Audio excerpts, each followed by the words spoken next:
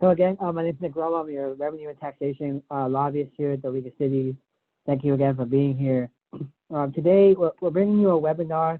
It's very focused webinar on dollars that came through from the CARES Act to our smaller and medium-sized cities through the Community Development Block Grant that is being administered by the Housing and Community Development Department here in California. The League enjoys a great relationship with ACD, so-called ACD, Housing and Community Development Department. We have worked with the department on many things on housing and homelessness over the years. So we are glad that they are here to join us. We're also partnering on this webinar with the California Association for Local Economic Development, CalEd. Many of you may be members of CalEd, so you share joint membership.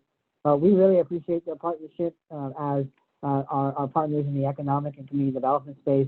We work together for cities, counties, for local governments in general to make sure that we have the resources we need. So back to the topic of the day, the CARES Act is, as we all know, formally very well these days, included a significant amount of funds to the Community Development Block Grant. The funds we're talking about today that we'll get in depth in today are for non-entitlement communities to do community economic development projects in a time frame through the year, and we'll talk about that. We wanted to get this information out to you as soon as possible so you can apply. The League and CalEd spend many hours in advocacy with ACD to make sure that we try to get a simple process for you going so that we can get these dollars out quickly.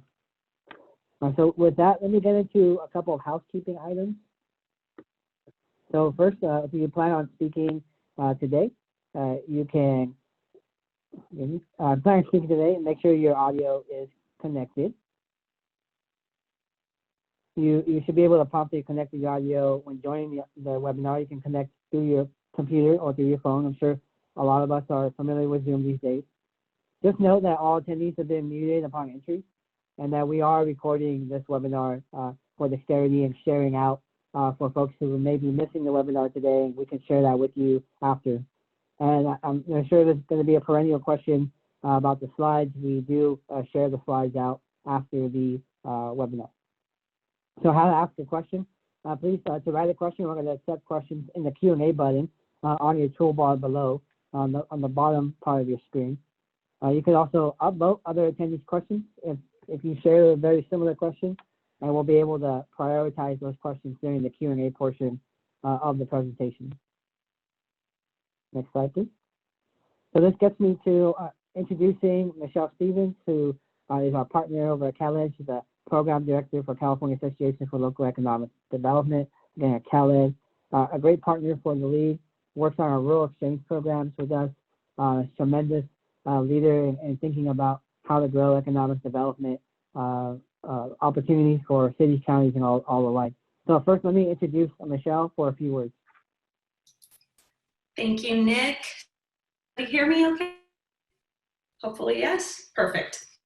Okay, so I don't have too much to say. I did just want to start off with a huge thank you to both Nick and Johnny and everybody else at the League who's helping get this webinar off the ground and doing all of that background work that is so important on making sure these things are off well.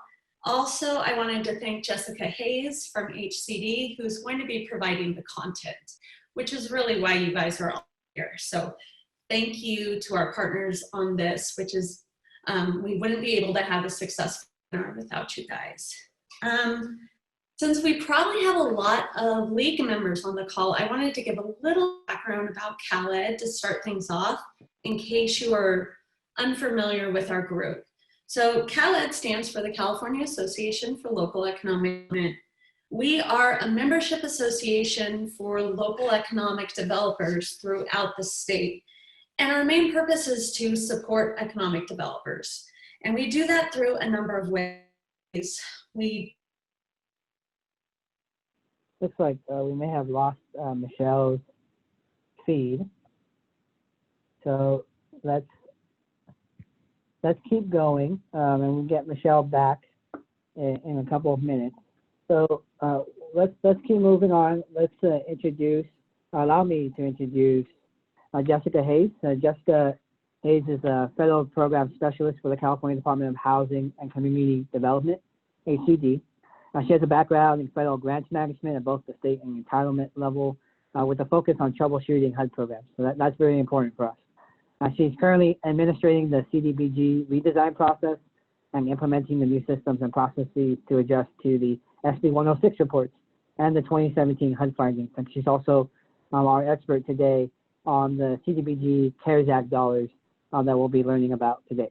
So Jessica, thank you so much for being here, and let's get started. Thank you very much. And I really want to just put a note of appreciation out to both the League and to CalEd for supporting us in this. It's really helpful to have partner agencies help us get our information out to the public. So thank you guys very much for setting this up and being so supportive. So yeah, as mentioned, my name is Jessica Hayes. I'm a specialist with HCD, focused on the community development block grant right now, although I do work in most of the federal programs. So really happy to be here and kind of share information about the CDBG program and specifically the CDBG coronavirus relief and response funding.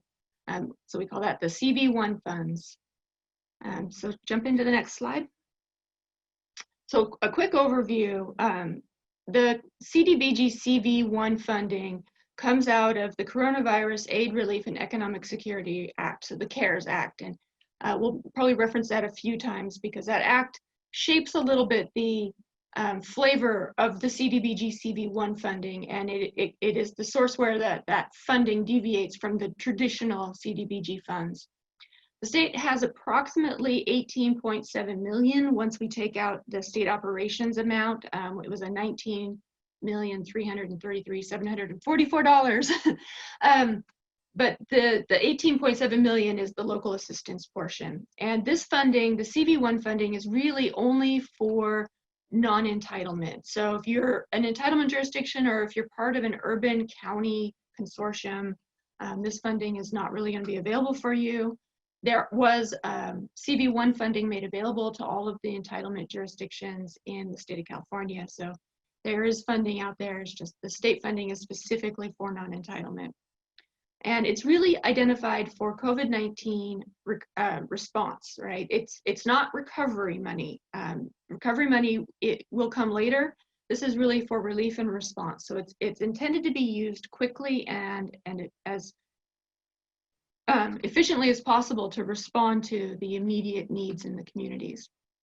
And we did something very different at HCD this time around with this funding, where we used an allocation method of distribution. So we identified the amounts that jurisdictions would be receiving upfront, as opposed to making this a competitive or an over-the-counter application. And we did that very intentionally, kind of with a couple of different goals. One of them being to make sure that communities had access to some resources. We have a lot of communities who haven't participated in the CDBG program in a while, and for various different reasons. And we wanted to make sure that they recognize that they did have some funding available to be responsive, and we wanted to make it easy to access. So we figured if we could get rid of kind of the application barriers involved in some of our more traditional application processes, that we could make it a little bit easier for folks to access this funding. Next slide. So talking a little bit more about the eligible applicants and kind of what the application parameters look like. Again, as we mentioned, these are only the non-entitlement jurisdictions. And you can find out whether or not you're on that non-entitlement list, along with your low income, citywide low income percentage, and then also the amount of CV1 funding that we've allocated for you in the Appendix A and the NOFA. And in just a moment, we're going to show you guys how to get to that. The activities must meet a national objective. And if you're kind of familiar with the national objectives with HUD, you know, they kind of shorthand into one of three things. Either they address low and moderate income households, persons, or neighborhoods. They address slum and blight, or they meet an urgent need. For the most part, activities must meet that low and moderate income criteria. So at least 70% of funds. HUD has not indicated any intention of waiving that or of making the urgent need option easier for folks. I think they really want to make sure that these funds go to the most impacted and the most needy in the communities. And I think that that has to do very much with that, you know, the fact that looking at the data from what is happening with the COVID impacts, our lower income neighborhoods, our lower income communities and persons are really being dramatically impacted. So that's going to be a primary focus for this funding. In this program, applicants can apply for a total of 3 activities. We limited that with the intent of really trying to encourage folks to focus on what's most needed in their community. If folks only want to apply for 1 activity, we're okay with that. You can really kind of set your own parameters, but we didn't want folks to try and divvy up more than 3 because it's really just not that much money. Each activity application's got to be submitted separately. You're going to have a 12-month expenditure period. And this last piece is really the most important. You know, you're going to need to be able to show a really direct relationship between the need for services and COVID-19 impacts. So that means you're going to have to really understand, you know, how is COVID-19 impacting whatever service you're looking for provision. And we've had quite a bit of Q&A and discussion with different potential grantees about this. And so we're happy to provide one-off guidance. Everybody's kind of got a unique scenario or unique situation. So we're happy to provide one-off guidance to help folks come up with the best way to make this nexus between COVID-19 and the services they need in their community. So the next slide. So real quick, where do you find your application? So I think folks who are used to the way that HCD has run their CDBG program is used to finding all the files on HCD's website. We've run things a little bit different. So with our new grants management system with eCivis, we are working through their solicitations setup, right? So they have a dedicated page just for HCD that has all of the different programs that we operate. And that solicitation setup is really where our files live. So if you go to our solicitations page, and real quick, I think if we can go kind of do this together, we'll show you what it looks like. So this is the solicitations page. It has all of the solicitations that HCD currently has up. You can see down there at the bottom, near the bottom is that CDBG CV application. So if you go ahead and click on that 2020 link, this takes you to the actual solicitation. And each one of those tabs has information in it, but the one that we care about the most to make sure folks take a look at is that Files tab. And in that Files tab is all of the appendix and template information that you're going to need. There's a sample standard agreement. There's a template for your resolution.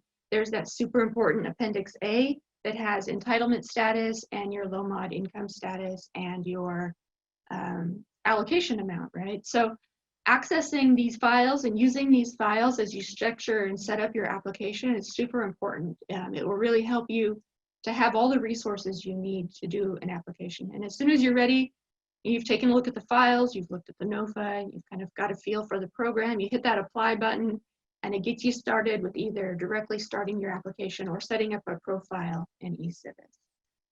So just remember that this is where all the information lives. You're not going to find it necessarily on the HCD website. You'll find it here in the actual solicitation where the application lives. So we can go back to the PowerPoint. Great. So CV1 funding. Jessica, if I may, if folks want to put a question in the Q&A box on that last section, we may stop and ask some questions, but keep going. But if folks want to put a Q&A on the website, I think we can take some questions in that as well as we go. Okay, great. Just let me know. So kind of jumping back into the eligible activities. So the CV1 funding is a little bit different than traditional CDBG funding in that it has a more specific focus for the kinds of activities that we're looking for folks to do with this funding. And really this is driven by HUD's priorities, right? So when HUD started giving some guidance on the CV1 funding, and we're waiting for more guidance from HUD, they're supposed to be providing some much more specific guidance very soon. But as HUD sort of structured the way that they're looking at the CV1 funding and how they would like to see it spent, it's really encouraged us to focus on just a handful of very specific activities. So that would be public services in response to COVID-19. There's a lot of different services that apply here. So, you know, it's not like we're just selecting a specific few, but that relationship does need to be there to the COVID-19 impacts. Public facility improvements to increase capacity for healthcare or homelessness and housing for homelessness. Public facility acquisition, again for healthcare and homelessness, and then improvement of housing facilities for folks experiencing homelessness. And then the other focus really is on economic development, and that would be business assistance and then microenterprise assistance, including microfinancial assistance and technical assistance. One thing on the economic development is we're really trying to focus on job retention. We really want to use this funding to the highest extent possible to preserve jobs and help keep folks stable for as long as possible, to help remediate some of the impacts that folks are having with a lot of businesses either on mandatory shutdown or voluntarily shut down, or that have had to really dial back their operations and have had to lay off staff. So next slide. One of the things that is unique to the CV1 funding is a very strong focus on duplication of benefits. And really, this comes up anytime the funds from HUD are being used in companionship with other funding, such as FEMA, right? FEMA has been providing a bunch of money, so has the SBA. So when those funds are kind of already in play, HUD wants us to make sure that we pay very close attention to duplication of benefits. So duplication of benefit is what happens when an entity receives assistance from multiple sources and the total amount of the assistance is actually in excess of the documented need for that activity. So anything that is in excess would be called a duplication of the benefit. And this is likely to happen in economic development activities where folks have received funding from the SBA, specifically for the payroll protection program, or one of the other kind of job protection funding resources that came out. There's an opportunity there for duplication of benefits, so we'll need to watch very carefully.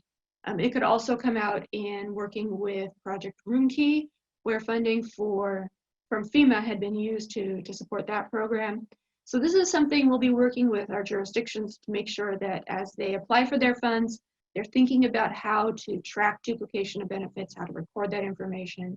And then when they're actually reporting beneficiaries kind of on the back end, at the completion of the program or during the process, depending on what kind of activity it is, that they're thinking about how to keep track of and document that duplication of benefit, because we want to make sure that nobody ends up kind of crossing the line on this. This is one of those scenarios where HUD is pretty stringent about making sure funds that were in that duplication category get repaid, right? So we don't want to do that. We don't want to be repaying any funding back to HUD. We would like to make sure this all gets out into the community with, so that it can go out there and do what it's intended to do, which is help stabilize folks. So if people have questions as they're setting up their applications, or if you have any kind of concerns or issues about the duplication of benefits that maybe you're not sure what other funding is out there in your community, one of the things we're really strongly encouraging with this CV1 funding is that you reach out to us and shoot us a question. We're doing our best to be able to answer those questions. We're running office hours and other activities to help make sure that we're available to answer questions, because unlike the normal CDBG program, there's not a lot of documentation yet available for what HUD's really expecting out of the CV1 funding. So to kind of help fill the gap there, we're doing our best to make sure that we make ourselves available to answer questions. So the next slide.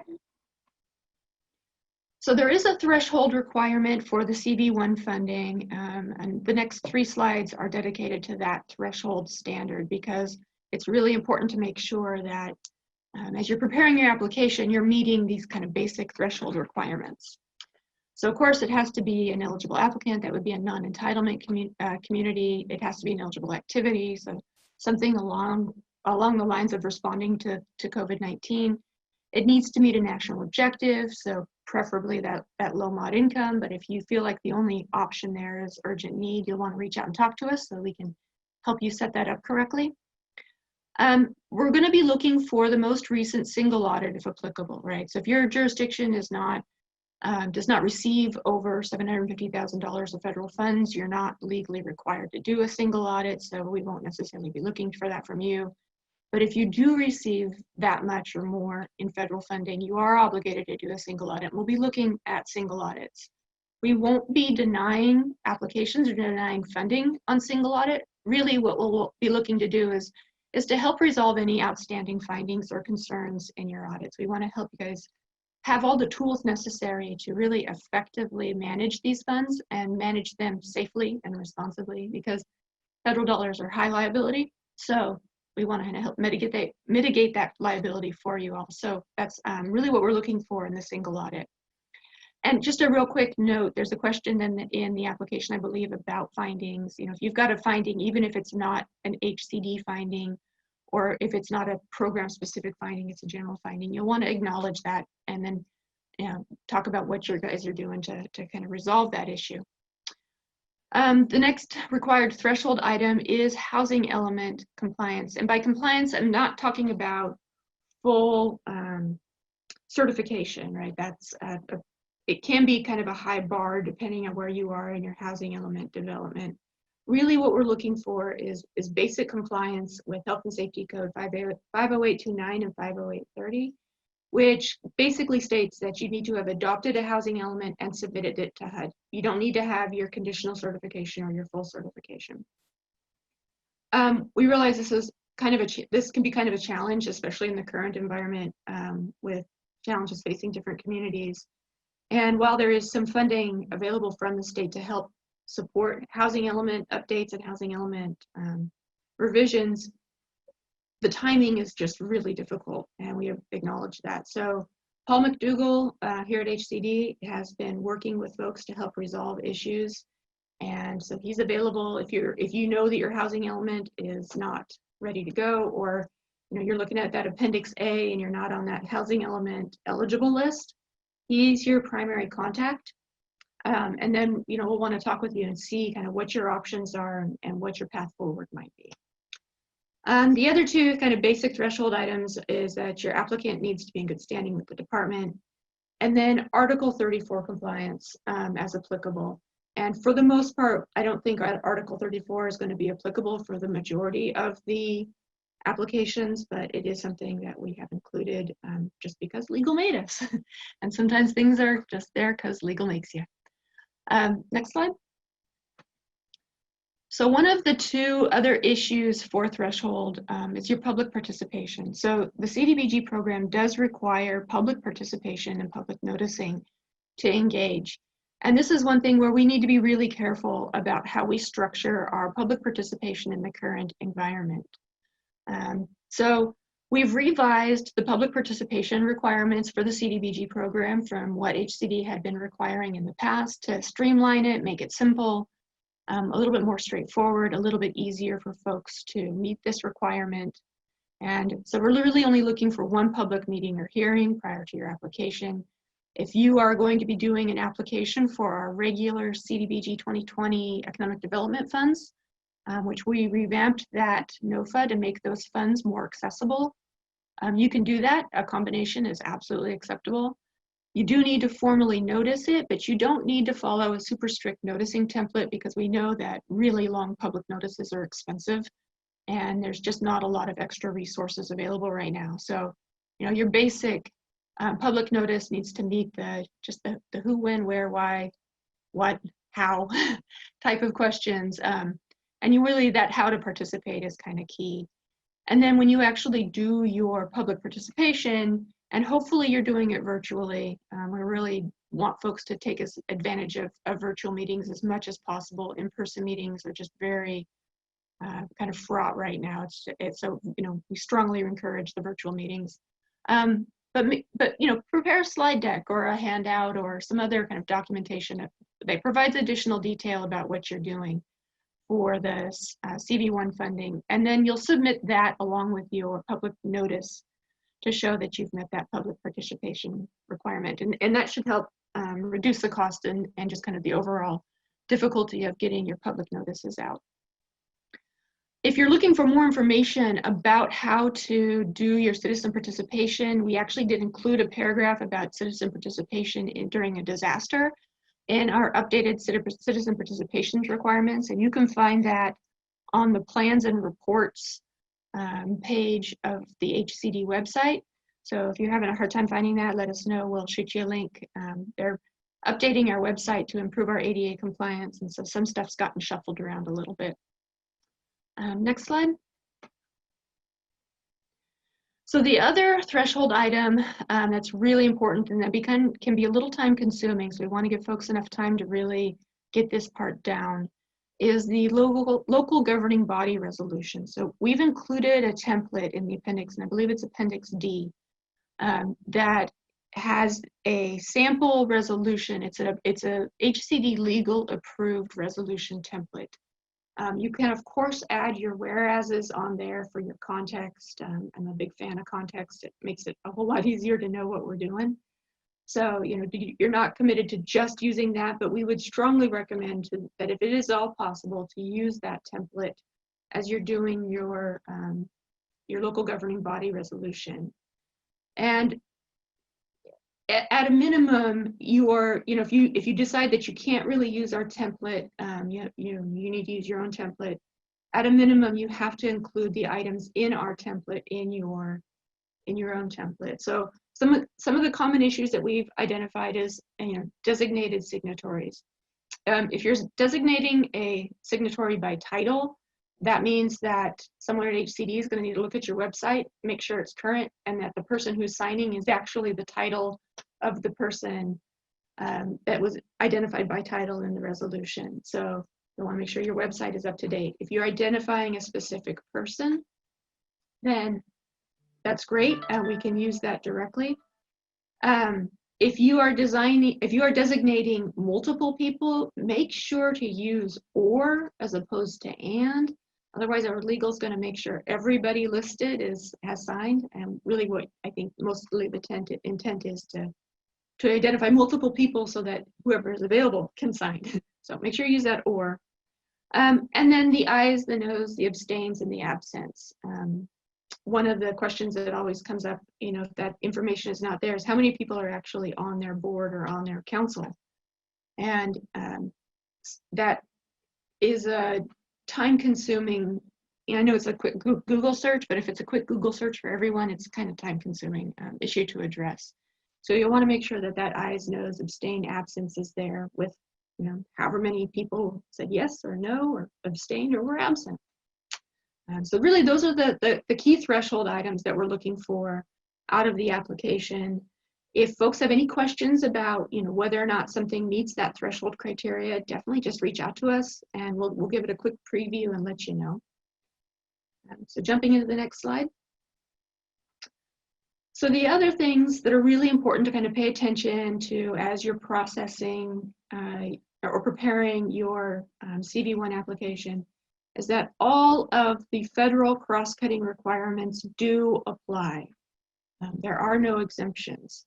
So NEPA clearance is going to be required for every activity, and most activities are actually going to require 2 NEPA documents. You'll require one that is your statement of exemption for your administrative work, so that would be your actual administration of the funding. And then you'll need a second NEPA that clears whatever activity it is that you're doing. And we expect most of these activities to either also be statement of exemptions or to be categorically excluded, not subject to, that's that CENST, or categorically excluded, subject to, and the subject to would be Part 58 of the federal Code of Federal Regulations. So it's 24 CFR, Title 24 CFR 58. So you want to make sure that you get all of your documentation together on that NEPA. We don't need to see your environmental review files. We just need to see your determinations, right? Your final documents. Davis-Bacon labor compliance will apply to all capital construction projects. We've limited capital construction really to healthcare facilities and housing for persons experiencing homelessness, or shelters. So there's really not a lot of capital that we're expecting to see out of the CD1, but it's important to remember Davis-Bacon labor compliance will apply. And for the record, so will state prevailing wage. And those are two slightly different labor standards. They will both need to be tracked and vetted, but for the purposes of HCD, we're only going to be looking at your Davis-Bacon. Procurement, you're going to need to make sure that you've done your best to meet your federal procurement requirements. And so, if you've got pre-CARES Act procurements, hopefully you've documented that procurement.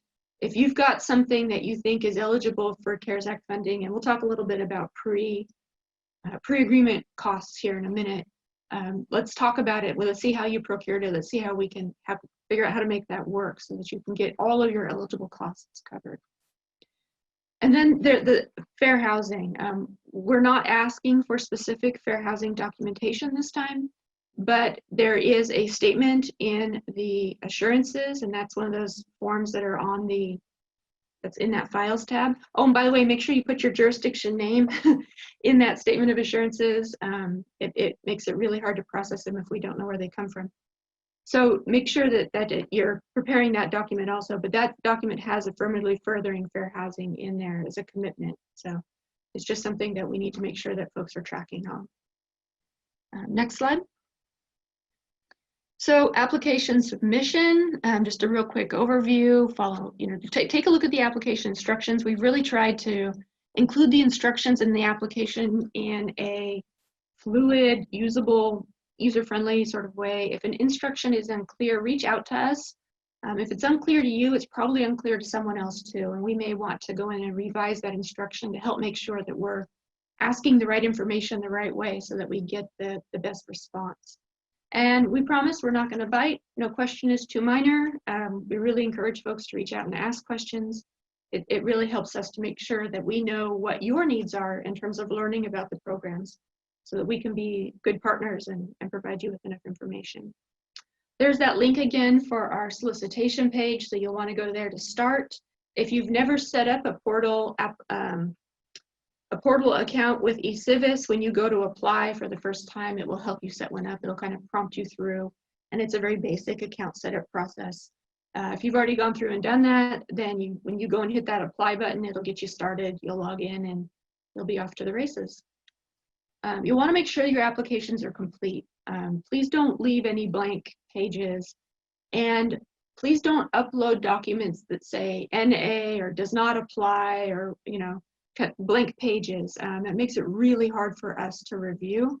If you think something maybe doesn't apply to you, reach out to us and ping us on that so that we can help you either to determine whether or not it does apply, or evaluate that it doesn't apply and we need to go in and fix the application. We'll go in and fix the application. And then finally, when you're submitting that application, you're really certifying that all the information is true and complete.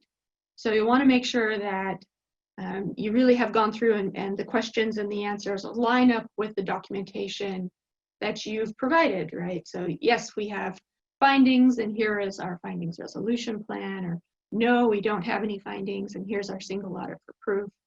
We really just want to make sure that your information is true and correct. So take a little bit extra time to look at that application and make sure that all of the information is uploaded and it's accurate and it's timely and it's pertinent. It'll make life easier as we're kind of going through and reviewing those applications. Next slide. So a quick and very generic overview of our application review and approval process. We will not be flat out denying applications submitted for CV1 funding. Really what we're going to be doing is a work with you approach to make sure that we get you submitted with an eligible application, an eligible activity, and get you set up so that you can actually do the activity that you want to do. So you submit your application. We're going to first review it for threshold. If something's missing in threshold, if it's a major thing, we'll kick it back to you right away and say, hey, we need you to add in this threshold item, right? And let's resolve this threshold item. If it's a minor thing, we'll just continue reviewing for activity eligibility and completeness. And then once we've gone through and reviewed those steps, anything that's missing or was incomplete or was unclear or had eligibility issues, we'll be returning your application back to you to draft for you to revise. So really our goal here is to work with you to get a complete and eligible application. Once we've gotten to that point where your application is all solid, good, complete, ready to go, and we then put you into the approved for award category, there's an award letter that goes out with your standard agreement, and that will all come out to you through your GMS. You'll have 30 days to execute that standard agreement and resubmit it back to us through GMS. And we're planning to do a technical training on that very soon. I think some folks, it's a little different than what we've done in the past, so we want to make sure folks have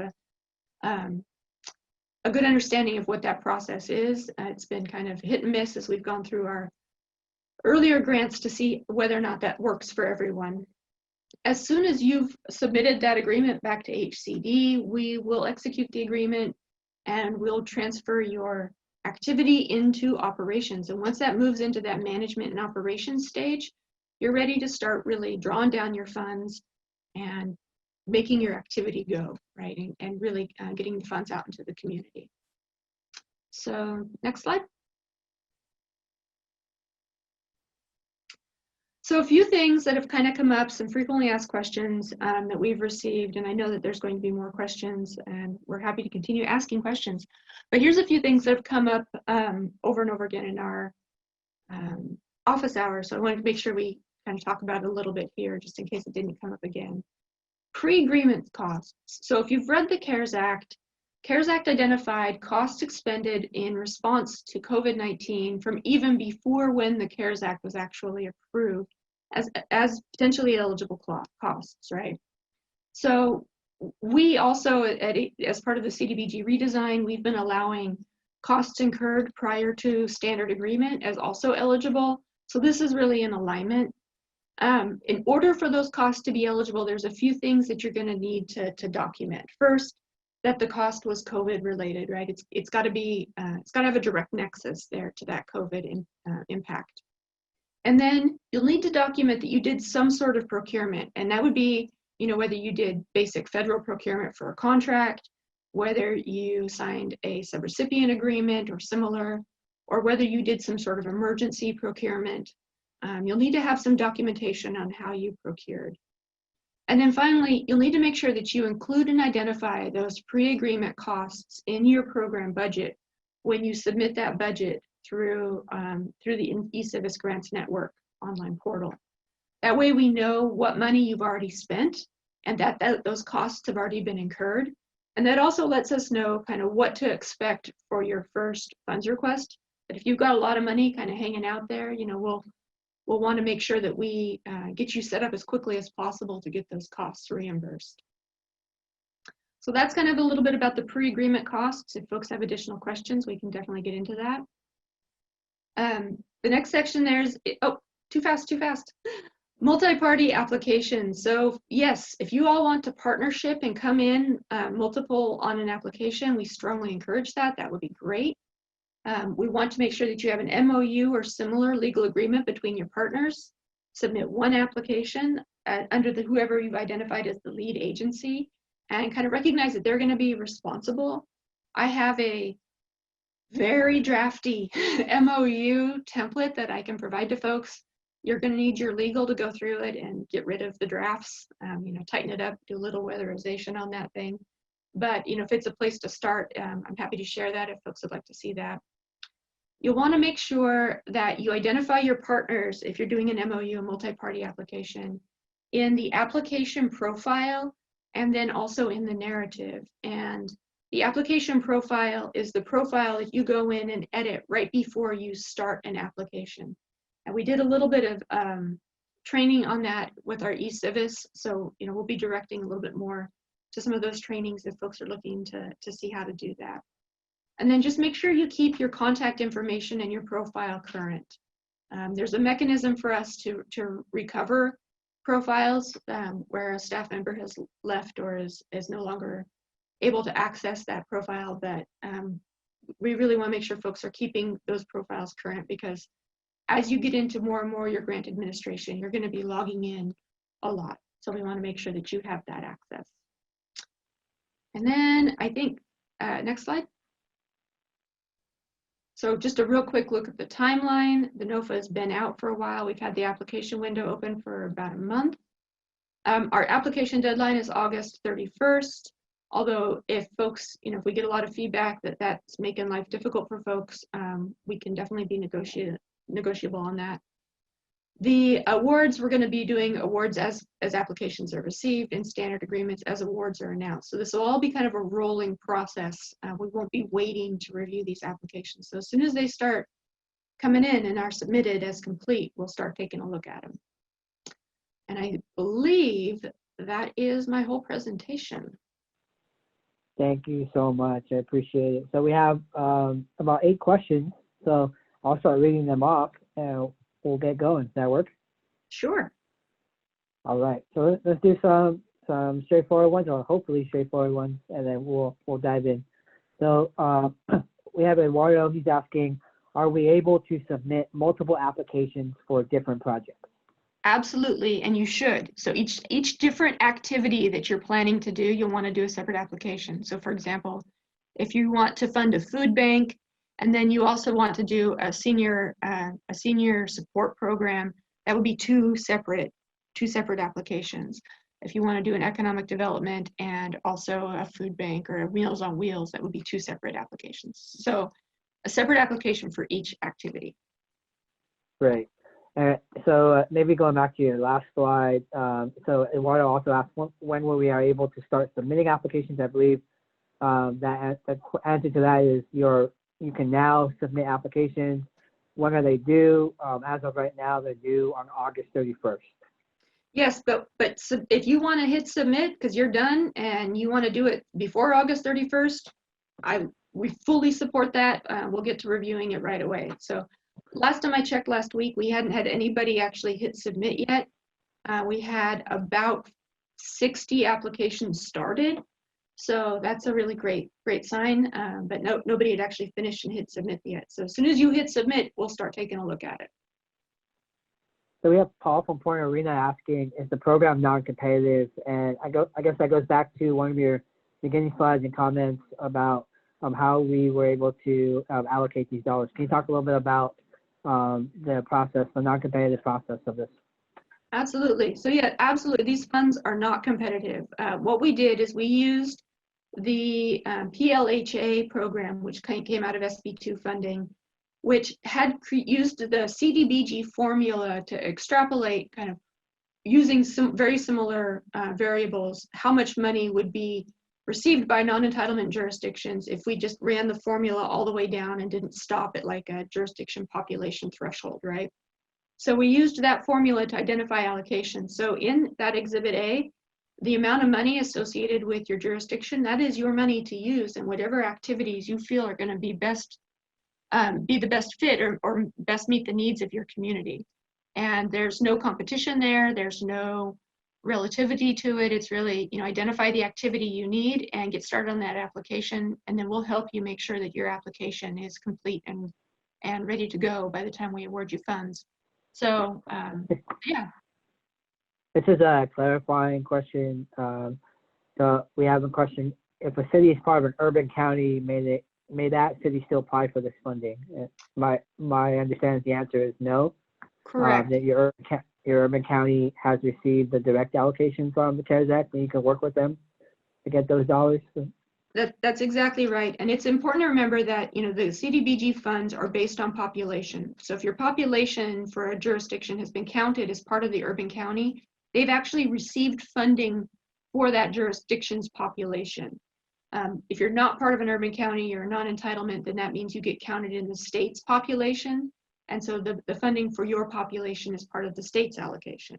So it really pays to pay very close attention where, about that agreement, where you stand in terms of the urban county or the state. Right. Can economic development projects include grants to businesses?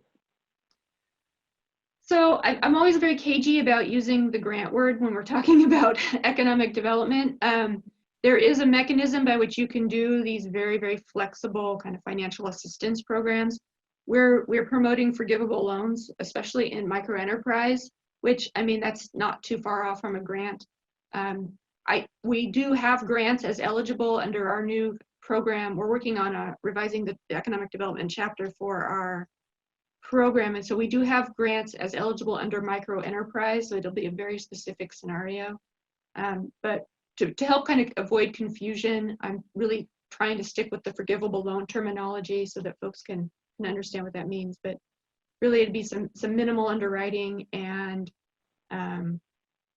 then some locally driven requirements as to performance, you know, retaining so many employees for so long to meet the terms and conditions of forgivableness. So, yeah. Got it. All right, we have about 10 minutes left. Let's keep going. I'll take our first question, and I believe there's a couple maybe questions tied up into that. So we have a question is, if the jurisdiction has received additional unanticipated program income since committing its fiscal year 2020-21 anticipated program income via the 1920 CDBG application resolution, can the program income be used for COVID relief activities? Absolutely. You can stick it in your CARES Act application. All right. I'm glad you understood my reading of that question. Another question here. Is a notice of exemption necessary for non-public works projects? A notice of exemption. I'm not sure what the context of that question is. So maybe they can. They email you about. Yeah. Reach out to me. We'll talk about that one because I'm really not entirely sure what you're asking. Okay. Oh, notice of exemption, NEPA. Yes.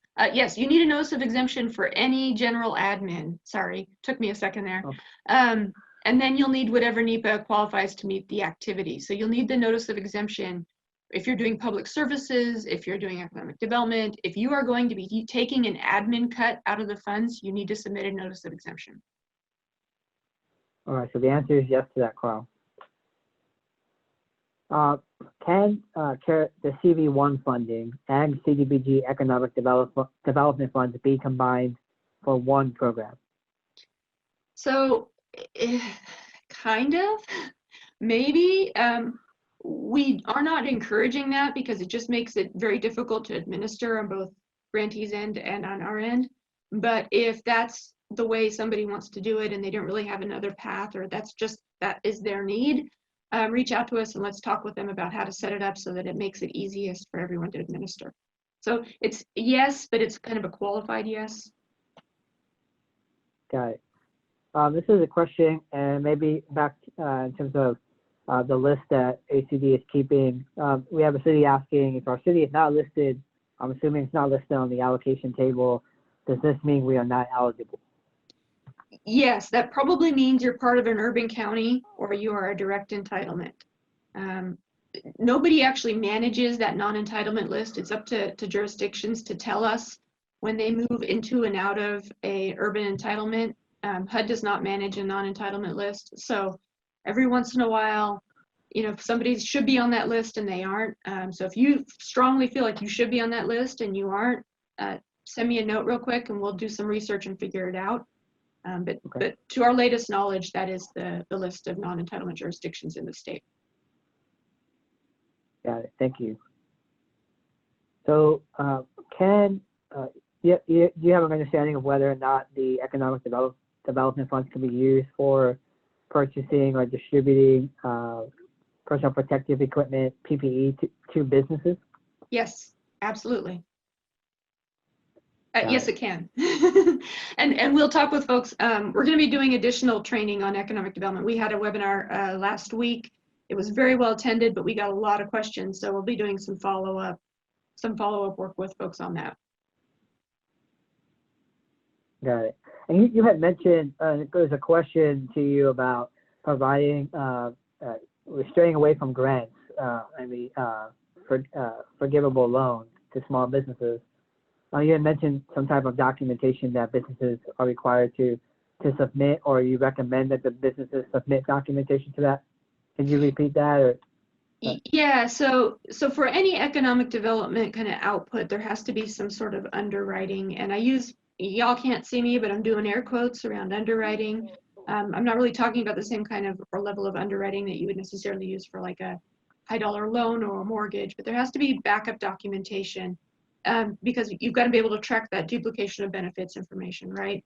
So there's some minimal information requirements to just participate in whether you're doing a microenterprise grant or you're doing a loan. And again, I'm really kind of steering away from that grant terminology. But a forgivable loan, you still will need to do some documentation. And we have some sample guidelines that we can provide folks, as well as some other sample documents for them to help them use. And then we're partnering with the SBDCs, the Small Business Development Centers. We've been working with them. And then we're also working on a resource list of nonprofits and consultants and different groups that work in economic development to help provide additional resources to help folks kind of navigate this process, because there will be some basic requirements that will just, some minimum standards that we'll need to meet. Got it. Thank you. We have a question about updating facilities or rehabilitating facilities. One question is, we have a city that's wanting to install automatic doors to be touch-free as a need related to COVID-19. Do you think that could fit within these funds? Yes, except not on a city operations building. So if you're like talking about doing it to City Hall, not City so Hall, much. yes. Yeah. If you have like a public community center or some other community resource, a public health center or whatever, then absolutely. City Hall, no, unless you're going to do it in partnership with an ADA improvement to improve your overall accessibility. So CDBG funds can't be used to supplement the cost of doing government, and maintaining a building is generally considered the cost of doing a government, with the exception of the ADA accessibility component.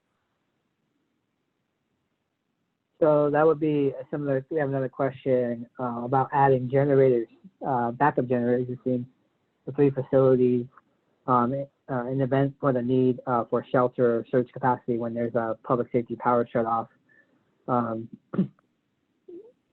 Would that be an eligible activity, or is that also in that same bucket of that is not directly related to COVID and cannot supplement other expenditures you would do? So it would be eligible if you're doing it for like your food pantry, right? You need a backup generator for your food pantry, or you need a backup generator for your evacuation facility. You need a backup generator. Yeah, so those things are eligible, and I think you can do a nexus, right, between the need for that piece of equipment and keeping your food pantry open, considering how many people are using, food banks and food pantries. If you're talking about a backup generator for City Hall, again, we're back to that thing where we can't supplement funds necessary for the operations of government. So, so then that would not be eligible. So it depends on what you're looking to do, right? Got it. So that would go same thing with improvements to parks and rec facilities, right? It has to be, related to COVID, and so, but it couldn't substitute for other operations, right? Yeah. We want to make sure that no supplanting funds, right? So if you've got, funding source identified for operating some portion of your parks and rec, you can't say, oh, well, we'll take that funds and use it for something else and we'll put CDBG in there. So you got to be really careful about that as well. And then, we've had a lot of questions about things like, youth programs and stuff, and it's not, I don't usually use a hard no, like I don't say a hard no on that stuff, but we definitely need to pay very close attention and make sure that whatever we're doing has that COVID nexus, and that it's a responsible activity to administer in the current environment, right? We're not going to encourage folks to do day camps where they have a bunch of kids congregating in a small building. Like that's not something we're going to encourage at this point. But if you've got an activity and you feel that there's a direct nexus and you're not really sure how to structure it, reach out to us. We'll talk about it. And we have a couple of more questions, and then I wanted to be able to do some final thoughts. Could you stay on with us for a couple of minutes? Absolutely. Fantastic. It's another kind of clarifying question. I think we have some cities that are on here that may be within urban counties. So the question is, are those counties required to share the funds they receive from the CDBG through the entitlement process? And if so, are there metrics to ensure the cities aren't sort of prejudiced by being included in the urban county count? I'll start first, if I could, and just say I know that each of the urban county consortiums have their own sort of requirements, and there's resolutions that your city has signed to be part of the urban county, and they have different processes for distributing CDBG dollars. So there is sort of that organizational procedural issues and kind of internal, the kind of politics within each urban consortium. So I think that's more of a broad answer. Yeah, anything to add to that, Jessica? I think the only thing I would add is that, each jurisdiction who's participating in an urban county has actually signed a contract with that urban county. And that contract has the terms and conditions and the information that kind of dictates the operations of that urban county consortium. So if you're not sure what access you might have in the event of a disaster, I'd take a look at that contract and see if there's a clause in there, if there's a term or any terms in there for one-off funding. This isn't the first time we've had provide one-off funding in response to a disaster. I think folks remember the housing market collapse and the ARA funding. So a lot of those clauses are now in those contracts. So I would take a look at your contract. Got it. A couple more. You had mentioned senior support programs. Any thoughts to examples of the types of programs under senior supports? Well, Meals on Wheels is kind of the low-hanging fruit, right? Or something similar to that, a meal delivery program where you're making sure seniors have access to those resources. We've been talking with some groups about doing programs that help provide seniors with access to telehealth. So, they can't necessarily go to the hospital to see their doctor. So how do they get in touch with their doctor? So we've got some programs for telehealth that we're looking at doing. Senior transportation is another big one. Senior legal assistance. So a lot of seniors need assistance in preparing legal documentation. So that's kind of an ongoing. It may or may not be COVID related. So you'll kind of, in that regard, you really need to pay attention to your needs in your communities. But there's a range of different things we can do to assist seniors. And I think if you're looking at a senior program and you're realizing that whatever the limitation is, it's a result of COVID or has been exacerbated substantially by COVID, then you've probably got a pretty good argument for a senior program or a senior service. I'll take two more, then we'll close out. In terms of a couple of very specific questions. One is back to the backup generators. One is the question about backup generators was limited to temporary use. And we have another question is, what about backup generators for critical facilities like water and sewer plants? Is there, what would be the nexus that needs to be tied there for critical facilities like water and sewer plants? Yeah, so that is a much more complicated question. And I think that's one that requires a more one-off answer. I'd need to know kind of the scenario and the situation. Not the least of which is, is your water and sewer, is that a district or is that a civic operation? Like how is it structured? So that's a more involved conversation. My answer to that is kind of my generic CDBG answer. Potentially, we can potentially make that go. So beyond this webinar, email Jessica. Yeah. Thank you. You're here, you're developing a relationship with Jessica. And you can talk to her and convince her, persuade her. That I think that's a good way to go through that. In terms of rental assistance programs, there's a number of questions on that. I guess if it's is there a nexus to the kind of the community development part of that? Is that specifically spelled out in these CARES Act dollars? I know there are in other places I can mention that, but in the CDBG dollars for rental assistance, I'm sure that maybe also some home ownership assistance. Is that sort of spelled out in these dollars? So I'll just riff on that just real quickly for a minute. So in the CV the CV NOFA, we've limited really to public services, which means we're not operating home ownership or ownership opportunity funding out of the CV funding. That's a hard nexus to make, right? That coronavirus hit, so we need to buy a home. So we're not really supporting that particular nexus right now. In terms of rental assistance, CDBG doesn't do long-term rental assistance. There's two types of rental assistance that CDBG can do. And one of them is sort of this first, your deposits, your rent deposits. So if you need to make a rent deposit in order to be able to move into a unit, then that is something CDBG can potentially assist with, or subsistence payments. And subsistence payments are very strictly organized. Like they only last for 3 months. They have to be paid directly to the landlord and or the utility provider. They're not intended to pay outstanding debt. They're intended to help you stay current. So there's a lot of structure that has to be identified around that subsistence payments. So rental assistance with CDBG has very, very limited definitions, very limited terms. And if folks are looking for something a little more involved, the home program has opened up opportunities to do TBRA with home funds. So that would be tenant-based rental assistance. That's a much more longer-term operation. And we'd be happy to talk with folks about how to set that up and leverage their funding to make that operate.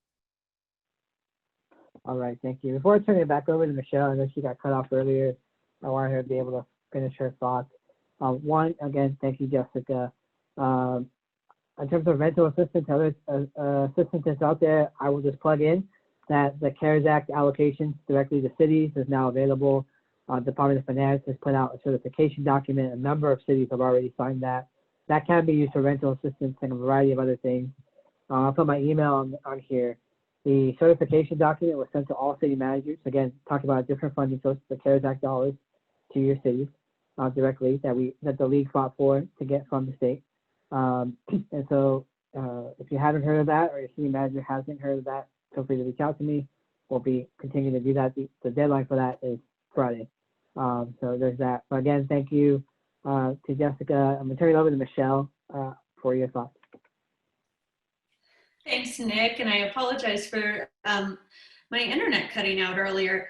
I mainly just want to close with CalEd's been working on helping California communities access CDBG funding for years.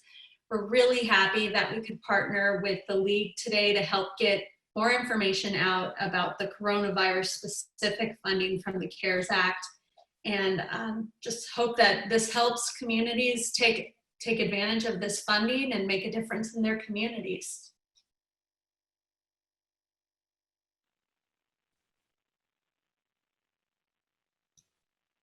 And that is it. Sorry, back to you, Nick. Thank you. Jessica, any final thoughts? Again, I think I speak for all of us, so we appreciate you, the detail you're providing, and the access. I think we covered most of it, and just thank you guys for setting up this format and making this happen. I really appreciate the support, and it's a great thing for HCD to be in partnership with so many great organizations. So thank you guys. Great, thank you. And just as a reminder, everybody who's still with us, slide to go up on our COVID-19 website. Another thing is tomorrow we're doing another webinar. What should cities do now? That's like now is in all capital letters on how has COVID-19 changed emergency response. And so a variety of emergencies that we're all facing simultaneously. Tomorrow we have another great webinar, and feel free to go in and register the same way you registered for this webinar. Again, I appreciate everybody, and have a great rest of your day.